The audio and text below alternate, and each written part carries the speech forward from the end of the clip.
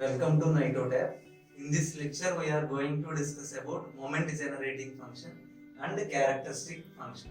So, in the previous lecture, we have started the operations on single random variable and discussed about the mean value of a random variable and then moments about origin and moments about mean. So, in moments about mean, we have discussed about the variance of a random variable. Now, coming to moment generating function and characteristic function. These two functions are used for finding higher order moments about origin. That is to find Mn if n value is high, n value is large. For finding higher order moments about origin Mn, we are using moment generating function denoted by mx of v and characteristic function which is denoted by phi x of omega. So here the function is in place of g of x, we have to take e power vx. If the function is e power vx, then the expectation of e power vx is called as moment generating function. If the function is e power j omega x, then expectation of e power j omega x is called as characteristic function. So here also we can write the two formulas. If x is continuous and if x is discrete. If x is continuous, we already know that we have to integrate the function with respect to x by using the density function fx of x. So here the function is e power vx. So integration of e power vx into fx of x dx. Similarly for characteristic function, if x is continuous, expectation of e power j omega x is the function is e power j omega x. So integrate e power j omega x into fx of x dx. If x is a discrete random variable, then we have to summate, that is sigma I is equal to 1 to n, the function e power vx, in place of x write xi, x suffix I, into probability of each value xi. Similarly for the characteristic function, expectation of e power j omega x, if x is discrete, sigma I is equal to 1 to n e power j omega, in place of x again xi into p of xi. So if the function is e power vx, then it is called as moment generating function. If the function is e power j omega x, then it is called as characteristic function. So these two are used for finding higher order moments about origin. Already moments about origin is denoted by, we know that it is denoted by m suffix n. So for finding mn, if n is high, we are using moment generating function and characteristic function. So by using moment generating function, if we want mn, then we have to differentiate this mx of v n times with respect to v. We have to differentiate moment generating function with respect to v n times and replace v with 0. Then we are getting the higher order moments m. Similarly for characteristic function also, differentiate this characteristic function phi x of omega with respect to omega. Here the variable is omega, here the variable is v. So here we are differentiating with respect to v n times, here we are differentiating with respect to omega n times. So extra we are getting the z term minus j whole power n and replace the differentiation with omega is equal to 0. Then we are getting mn, that is higher order moments about origin.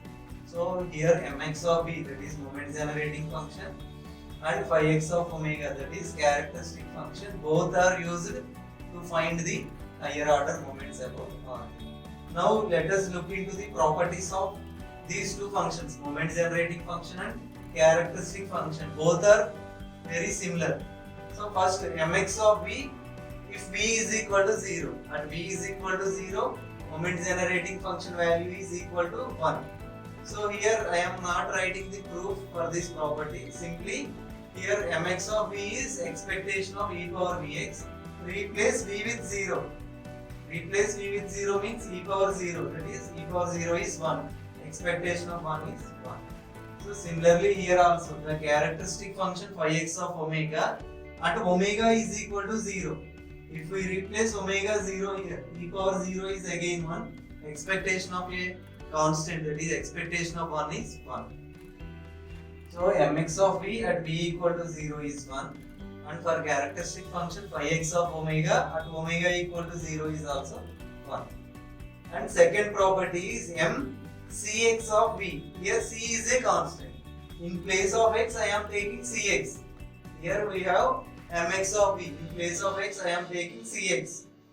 Then it is equal to mx of cv. So here again we are getting x, but in place of v we are getting cv. So mcx of v is equal to mx of cv. We can also prove this property by considering this basic formula for moment generating function. So mx of v is expectation of e power vx. So now take in place of x cx. mcx of v is expectation of e power v into, in place of x we are writing cx. So e power v into cx. Now replace cx. Rewrite it as x into cv. So e power cv. So it can be written as mx of cv. So similar property here. Here also c is a constant. Phi cx of omega is equal to phi x of c omega. So both are similar properties. Next, here x is a random variable. For x, the moment generating function is mx of v. Now I am writing another random variable y, which is equal to ax plus b. Y is equal to ax plus b. Then the moment generating function of y, my of v is e power vb, the constant term e power vb into mx of av. Here mx of av means the moment generating function of x. So here y is a new random variable. Y is equal to ax plus b. Then we are finding the moment generating function of y. That is my of v is equal to e power vb, the constant term, into mx of av. So the property of characteristic function is also quite similar. Here also a new random variable y is equal to ax plus b. Then the characteristic function of y, that is phi y of omega, is equal to e power, the constant term is b here, e power j omega b into phi x of a omega.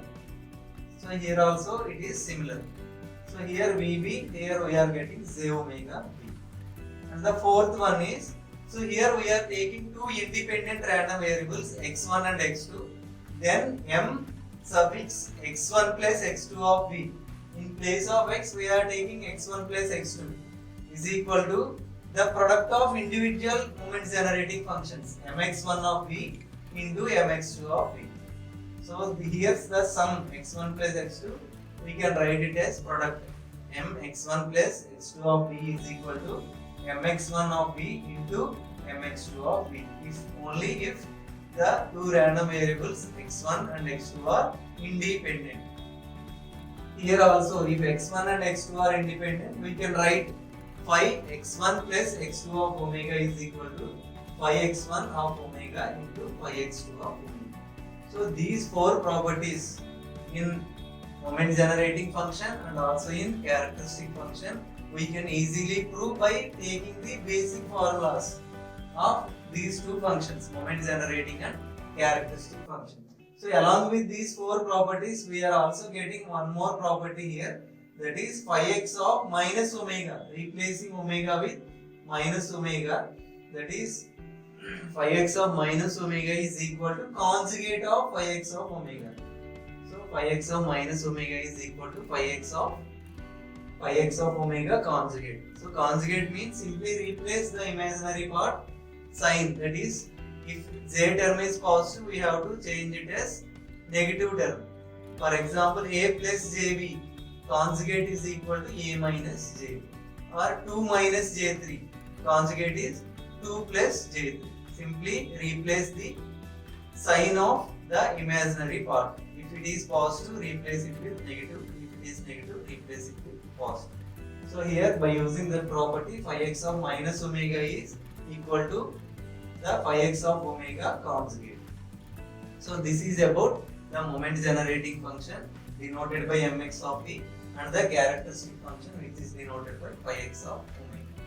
Thank you.